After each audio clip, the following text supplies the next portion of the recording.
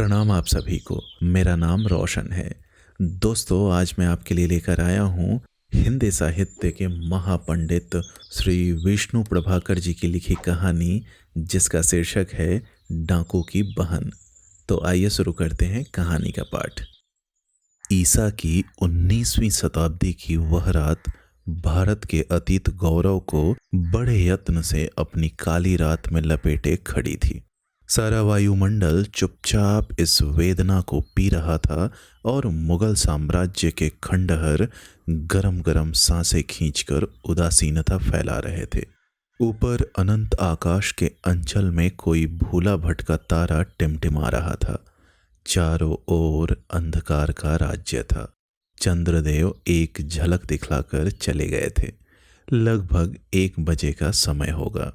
कंटीले मार्गों से भरा हुआ बीहड़ वन, बड़े बड़े भयंकर वृक्ष व्यूह बनाए वनचरों की रक्षा कर रहे थे। सब कहीं कंटीली झाड़ियां फैल रही थी। उनके बीच में छोटी छोटी पगडंडियां चक्रव्यूह की तरह बनी हुई थी। वन में मरकहे बैलों की एक गाड़ी मचक मचक कर चल रही थी। बैलों के शरीर में हड्डियां निकल आई थी। कभी कभी तो अंधकार के कारण बैल झाड़ियों में फंस जाते थे, फिर तो उनका निकलना दूभर हो जाता था। बड़ी कठिनता से गाड़ीवान उस संकरे मार्ग पर चल रहा था। सहसा जंगल में एक गंभीर ध्वनि गूंज उठी। कौन है बे? खड़ा रह, काटो तो लहू नहीं। भय से गाड़ीवान का मुख पीला पड़ गया। सक पकाते हुए उसने घिघिया कर कहा, लाला बंसीधर की गाड़ी है सरकार। उनकी बिटिया को ससुराल छोड़कर चला आ रहा हूं। उस घने अंधकार में 2 आंखें चमक उठी। पास ही खड़े हुए एक साथी ने कहा, देखता क्या है अब कल्लू, चढ़ जा गाड़ी पर। इस मूजी का माल कब कब हाथ लगता है। नहीं, एक शब्द फिर गूंज उठा।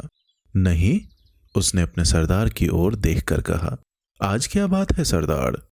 लड़की का माल है, समझकर हाथ लगाना। ओह, गुड़ खाकर गुलगुलों से परहेज। सरदार, हमारी समझ में यह बात नहीं आती। गाड़ीवान, निकालो गाड़ी में क्या है। खबरदार जो गाड़ी को हाथ लगाया। मेरे रहते बेटी के माल को कौन छू सकता है। उतर आओ नीचे। वह चुपचाप गाड़ी से उतर आया। गाड़ी उसी तरह अपने रास्ते पर चलने लगी और वे सब उसी बीहड़ वन में घुसकर छिप गए। खेल समाप्त हो रहा था। बड़े बड़े राजे और नवाब मन की मौज पर हिंसा की आग सुलगा रहे थे। क्षण भर में लाशों का ढेर लगाकर वे मूंछों पर ताव देते थे। मुगलों की शान दिल्ली के लाल किले में सिसकियां भर रही थी। राजपूतों की आन पानीपत के मैदान में अंतिम बार चमक कर खो गई थी। डाकुओं और गुंडों से प्रजा कांपा करती थी। ये वे दिन थे जब लॉर्ड डलहौजी का अंकुश बड़ी तत्परता से अत्याचार का दमन कर रहा था। मेरठ का इलाका उस समय मुरली के नाम से गूंजता था। बुढ़ापे में भी वह जवानों से बाजी लेता था। उसके गोरे रंग पर लहू की लाली चमकती थी। उसके ऊंचे ऊंचे कंधों पर वीरता नाचा करती थी।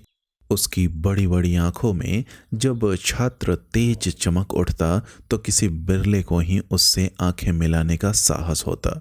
उसके शरीर पर खादी की मोटी मिर्जाई और सिर पर भारी सा मार्कीन का साफा होता। मोटा लठ ही उसका एकमात्र साथी था। वह प्रायः बस्ती के बाहर सुनसान नहर के किनारे साए साए करती हुई वायु में सांस लेता घूमा करता था। एक लंबी सांस छोड़कर जब वह आकाश की ओर देखता तो बरबस उसके आंसू टपक पड़ते थे। उस अनंत आकाश में वह मुगलों के वैभव को खोजा करता। आंखें गड़ा गड़ा कर राजपूती वीरता को ढूंढा करता था। स्वाधीनता का नाम उसने नहीं सुना था। असहयोग और सत्याग्रह, साम्यवाद और समष्टिवाद अभी अनंत के गर्भ में थे।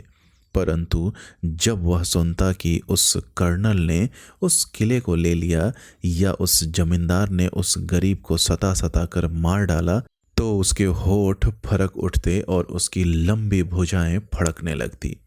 डाकू होकर भी वह बात का धनी, आन का पक्का और हिंसक होकर भी दया के मर्म को समझता था। उसे किसी का डर नहीं था। बाजार में निकलता तो लोग झुक झुक कर प्रणाम करते। स्त्रियां खिड़कियों में से बड़े चाव के साथ निहारा करती, पर लोगों ने कभी उसके ऊपर दृष्टि उठाते नहीं देखा था। सदाचार का प्रचार करने के लिए आर्य समाज बहुत पीछे मैदान में आया और आदर्श पर मर मिटने वाली कांग्रेस गर्भ में भी नहीं आई थी। परंतु उस समय भी वह डाकू ऊपर देख लेता तो उसका मुंह लाल हो जाता, आंखें झुक जाती। वह डाकू था। आज वह मंगल सुनार की दुकान पर बड़ी देर तक अनमना सा बैठा था। मंगल ने बड़े साहस से पूछा, भैया शायद कुछ तबीयत खराब है, कलेवा ले आओ। आज शायद अच्छी नहीं रही मंगल। तो मालिक फिकर काहे का, सुरती का एक दम लगाओ, हार जीत तो पासे का खेल है। मुरली हंस पड़ा, नहीं मंगल, बात तो कुछ और ही है। मंगल चुपचाप उसके मुंह की ओर देखने लगा। वह ससुरा सज्जाद हुसैन है ना? हाँ, अरे वही ना, डिप्टिया का बच्चा। कल कासमपुर खोले में उससे मुठभेड़ हो गई। हाँ तो फिर? बातों बातों में चढ़ा बढ़ी हो गई। चलते चलते अपनी पतली बेंच की छड़ी हिलाकर कहने लगा कि अब बहुत दिन खुली हवा खा चुके, मेरा दम रहा तो काल कोठरी में बंद करवा कर छोड़ूंगा। ऐसा मर्द था तो वहीं क्यों नहीं पकड़ा?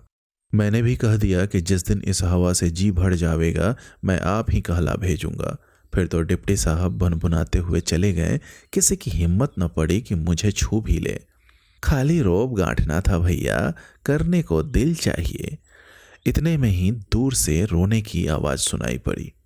मुरली के कान खड़े हो गए। देखना रे मंगल, कौन रो रहा है? मंगल चीलम फेंक कर दौड़ा। भैया बुधिया की माँ रोती हुई इधर ही आ रही है। मुरली ने बुढ़िया की माँ को ढाढ़स बंधा कर कहा। क्या बात है चाची? भैया, उसने सिसकते हुए कहा। बुधिया को पकड़कर ले गए। कौन ले गए? डाकू की भौहें तन गई। डिप्टी के सिपाही।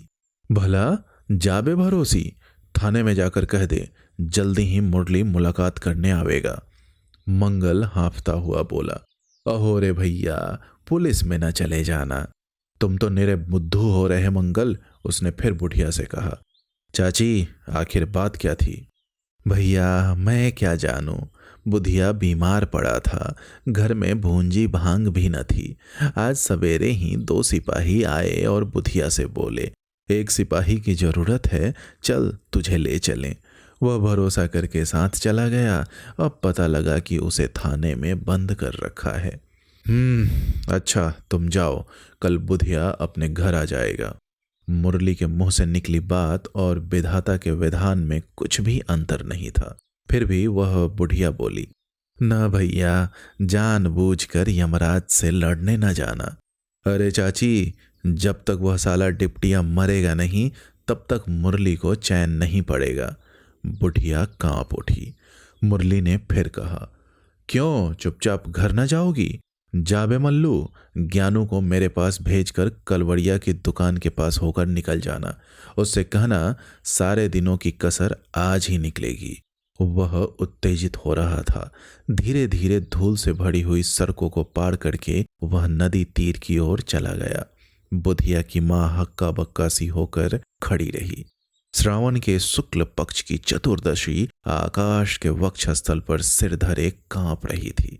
काले काले बादल उसके मुख पर भौड़ों की तरह चिपट रहे थे। घोर अंधकार था। हाँ, कभी कभी बिजली चमककर कांप उठती थी। डिप्टी सज्जाद हुसैन बंगले की खुली छत पर लेटे हुए अपनी स्त्री सकीना से बातें कर रहे थे। आजकल इस मुरली डाकू ने बहुत तंग कर रखा है। मैं नहीं समझती आप ऐसे शरीफ आदमी को डाकू क्यों कहते हैं? उसकी शराफत क्या है जरा मैं भी तो सुनो। उसने आज तक किसी गरीब को नहीं सताया, किसी स्त्री को आंख भर नहीं देखा। कितने ही मुफल्लिस और यतीम उसकी जान को दुआ देते हैं। शायद वे कुछ कह भी नहीं पाए थे कि शोर पड़ गया। बंगले पर डाकू चढ़ाए। डिप्टी साहब घबरा कर बंदूक लेने दौड़े। भगदड़ पड़ गई। सबने आश्चर्य से देखा कि निहत्था मुरली बंगले की खुली छत पर खड़ा था। डिप्टी साहब, उसने हंसकर कहा, अब मेरा मन खुली हवा से घबराने लगा है। लीजिए, मैं आ गया हूं। भय के मारे डिप्टी साहब के रोंगटे खड़े हो गए। उसने देखा बंगले की सब खिड़कियां बंद है और चारों ओर सन्नाटा छा रहा है। मुरली देखता रहा और फिर बोला, फिर मुझे ना कहना, तुम्हारा समय समाप्त हो चुका, अब मेरी बारी है। फिर उसने ललकार कर कहा, ज्ञानू, देखते क्या हो, इसकी बोटी बोटी काट कर रख दो। ज्ञानू चमकती हुई तलवार लेकर आगे बढ़ा। डिप्टी साहब ने देखा कि अब मेरे लिए दुनिया में जगह नहीं है। वे हताश हो गए, परंतु ज्यों ही खून की प्यासी तलवार ऊपर उठी, मुरली कांप उठा। उसने बड़े आश्चर्य से देखा, उसके पैरों पर सकीना पड़ी थी। भैया, उसने रोते हुए कोमल स्वर से कहा। मुरली चुप था, तलवार ठिठक कर रुक गई थी। भैया, तुमने आज तक किसी अबला को नहीं सताया। मैं भी अबला हूं, तेरी बहन हूं। सकीना ने अंजलि में आंसू भरकर कांपते हुए डाकू की ओर देखा। डाकू का स्वर कांपा, तलवार म्यान में कर लो ज्ञानू। डिप्टी साहब आज से हमारे बहनोई हुए। मालिक, ज्ञानू ने कुछ कहना चाहा। बस चुप रहो ज्ञानू, एक हिंदू अपनी बात की कीमत जानता है। उसकी आंखें चमक रही थी और मुख पर अपूर्व कांति झलक रही थी। उसने कहा, बहन उठो, तुम्हारा पति 1000 वर्ष जीता रहे। वह उठी, लाल डोरे का एक धागा उसने मुरली के हाथ पर बांध दिया। डाकू ने उसे चूम लिया और कहा, बहन, तुम्हें मेरे घर चलना होगा। आकाश में तब नन्ही नन्ही बूंदें श्रावण का स्वागत साज सजा रही थी। अगले दिन अभागे भारत ने रक्षाबंधन का त्योहार मनाया। लाखों बहनों ने अपनी राखी का मूल्य रुपयों से आंका। भूखे ब्राह्मण पैसे पैसे के लिए दर दर भटकने लगे, पर उस डाकू बहन की राखी का मूल्य हृदय और जीवन ने आंका था। पूर्णिमा को प्रणाम करके जब सकीना घर पहुंची तो वह मणिमुक्ता से लदी हुई थी।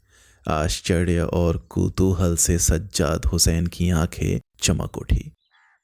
दोस्तों, उम्मीद करता हूँ यह कहानी आपको पसंद आई होगी। आप अपने सुझाव और प्रतिक्रिया हमसे अवश्य साझा करें। बहुत बहुत धन्यवाद।